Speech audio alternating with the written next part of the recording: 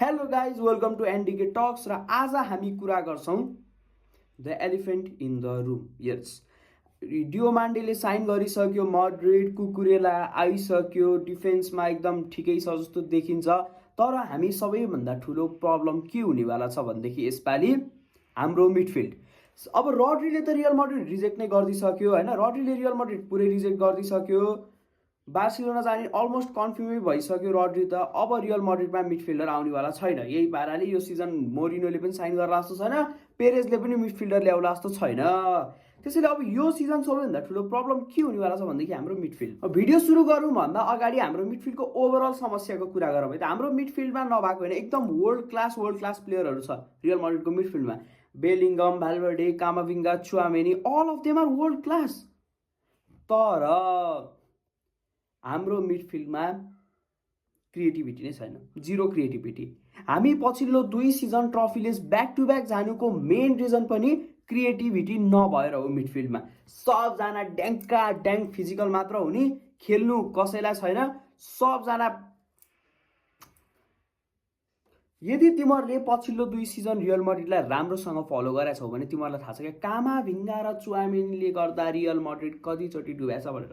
अन्त कामाभिङ्गा त अब like half of the season सधैँ इन्जर्ड नै हो, ऊ खेल्न पनि आउँदैन थियो होइन। चुआमेनीले यति डुबाएको छ। अझ यो Tchouameni as a central defensive midfielder, Raul Asencio as a centre midfielder, I mean centre back, sorry. यो डुओले त रियल मड्रिडलाई त डुबाउनु डुबाएको छ। अब let's talk about them individually है त। सुरुमा कुरा गरौँ हामी बेलिङ्गम क्रिएटिभ मिडफिल्डर पनि होइन, उसको यो काम पनि होइन। ऊ नम्बर 10 हो, ऊ ड्याङ्का ड्याङ्क गोल हानिदिन्छ। बेलिङ्गमको एउटा एडभान्टेज के छ भनेदेखि गोल हान्। बेलिङ्गम अट्याकिङ बेस्ट हो, Bellingham attacking midfielder, world's best midfielder हो बेलिङ्गम अहिलेको कन्डिसनमा। बेलिङ्गमको एउटा फाइदा के छ भने बेलिङ्गम पछाडि कुदेर पनि आउँछ। एउटा क्रेजी स्ट्याट सुन्छौ तिमीहरू यो वर्ल्ड कपको बेस्ट डिफेन्सर पाउ कुबार्सीको भन्दा बढी ट्याकल्स बेलिङ्गमको नाममा थियो क्या। त्यो एउटा फाइदाको कुरा हो जुडबाट। तर अब जुड क्रिएटिभ मिडफिल्डर होइन, जुडले प्ले मेकिङ गर्दैन, सक्यो। त्यसपछि अब अहिलेको प्री सिजन फ्रेन्डली तिमीहरूले राम्रोसँग इमेजिन गरिरहेछौ भने कामाभिङ्गा र भ्यालभर्डेले डबल पिभोट स्टार्ट गरिरहेको छ। अब भ्यालभर्डे बक्स टु बक्स हो, जहाँ पनि पुगिरहेको हुन्छ, ब्याङ्गर स्कोर गर्न नि पुगिरहेकै छ, पछाडि डिफेन्स गर्न नि आइरहेकै हुन्छ ट्र्याक ब्याक। अब बक्स टु बक्स मिडफिल्डरको काम क्रिएटिभिटी होइन। अब कामाभिङ्गाले राम्रो फुटबल नखेले 3-4 वर्ष भयो होला क्या। लास्ट टाइम मैले कामाभिङ्गालाई राम्रो खेलेको देखेँ भने 2022 मा हो। त्यसपछि कुरा गरौँ एब्सोल्युट डिजास्टर चुआमेनीको। कामाभिङ्गाको ठाउँमा आउँदा को आउने? चुआमेनी। बिजोग छ मड्रिड फ्यान्स, बिजोग छ। Let's talk about Aurelien Tchouameni for a second होइन। As the human anchor that doesn't anchor anything literally, he's especially supposedly like breaking up play, but this season he looks like he is playing in slow motion. Zero vertical passing, hiding behind the opposition forward and slowing down every single counter attack. Passing backwards is his superpower.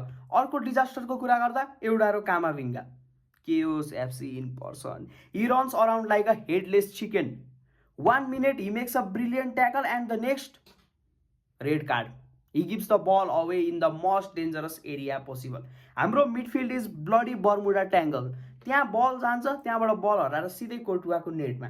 If we starting Camavinga and Tchouameni as a central defence midfielders in double pivot and Raul Asencio in the centre back, we are already 2-0 down before the game starts. अब के real मड्रिडमा midfielder हुँदै नभएको हो त? त्यस्तो भने चाहिँ होइन। We have creative midfielders, we have Arda Guler, we have Bernardo सिल्भा, दुइटै बब्बाल क्रिएटिभ मिडफिल्डर हो, दुइटै खतरा प्ले मेकर पनि हो होइन। तर अब उनीहरूलाई खेलाउँदा कहाँ खेलाउनु? भ्यालभर्डे र बेलिङ्गमको त आफ्नै काम छ, बेन्च गर्न मिल्दैन। अब त्यसपछि एउटा सेन्ट्रल डिफेन्सिभ मिडफिल्डर चाहियो रियल मड्रिडमा। सेन्ट्रल डिफेन्सिभ मिडफिल्डर उनीहरू दुइटाले खेल्दैन because they can't defend, obviously उनीहरू फिजिकल प्लेयर पनि होइन। त्यसपछि मेन प्रब्लम कहाँ हो भन्दाखेरि अब उनीहरूलाई एज अ राइट मिडफिल्डर चाहिँ खेलाउन मिल्छ, किनभने रियल मड्रिडमा एउटा पर्मानेन्ट राइट विङ्गरै छैन अहिले। अब डियोमान्डे चाहिँ आएको छ आउन चाहिँ, त्यही पनि अब उसले स्टार्ट गर्ला नगर्ला होइन। उनीहरूलाई एज अ राइट मिडफिल्डर खेलाउन चाहिँ मिल्छ। लास्ट सिजन आर्डा गुलर was the highest chances creator in both Europe and league. तर अब स्टार्ट कहाँ गर्ने? उनीहरू दुइटैको पोजिसन भनेको बेलिङ्गमको पोजिसनमा। अब बेलिङ्गमलाई हटाएर उनीहरूलाई स्टार्ट गराउनु त मिल्दैन, त्यो पनि प्रब्लम छ। होजे मोरिनोले यो कसरी म्यानेज गर्छ? लाइक म त पागल भइसक्यो। अब रियल मड्रिडले कसलाई साइन गर्ला? अरू मिडफिल्डर हुँदै नभएको रियल मड्रिडमा नम्बर 8 र नम्बर 6 छ। लास्ट सिजन तिमीहरूले रियल मड्रिडलाई हेरे भयो, we have Thiago Pitarch as a number 8 is like यस्तो खतरा पोटेन्सियल छ नि थियागो पिटार्समा। तर अब what I think is we should bench Camavinga and Tchouameni both, मेरो पर्सनल ओपिनियन।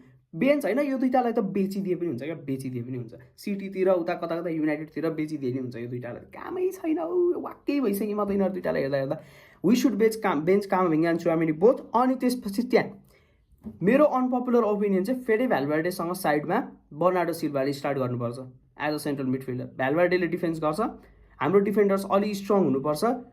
त्यसपछि भ्यालभर्डे अनि बर्नार्डो सिल्भा बिचमा, बेलिङम अगाडि, नत्र सिल्भाको ठाउँमा बेलिङम र आर्डा गुलरलाई एउटै म्याचमा स्टार्ट गर्दा अलिक प्रब्लम हुन्छ कि जस्तो लाग्छ मलाई होइन। अब सिल्भाले स्टार्ट त्यहाँ नगर्दाखेरि मेरो एउटा अनपपुलर, धेरै नै अनपपुलर ओपिनियन हुनसक्छ, तर रियल मड्रिडको एकाडेमीमा एउटा किएस्ट्रो भन्ने मिडफिल्डर छ होइन, उसँग पनि खत्रै पोटेन्सियल छ। लास्ट इयर आर्बेलोवाले एउटा स्टेटमेन्ट दिएको थियो क्या, लाइक किएस्ट्रो has to be one of the best number 6 in overall Europe. Like म त्यो कुरामा अलि अग्री पनि गर्छु क्या, किएस्ट्रोसँग खत्रै पोटेन्सियल छ। अब होजे मोरिनोले हाम्रो एकाडेमी ट्यालेन्ट किएस्ट्रो र पिटासलाई कसरी युटिलाइज गर्छ त्यो हामीले हेर्ने कुरा भयो होइन। त्यो युटिलाइज गर्यो भने हाम्रो मिडफिल्डको प्रब्लम सल्भ हुन सक्छ जस्तो लाग्छ मलाई। बाँकी कुरा अब कसरी सल्भ हुन्छ हेर्दै जाउँ। यही मिडफिल्डले अब कामाभिङ्गा, भ्यालभर्डे र बेलिङम नै खेलाएर यो सिजन पनि जाने हो भने चाहिँ we aren't winning any seat this season too. Thank you for watching, like, subscribe and follow for more.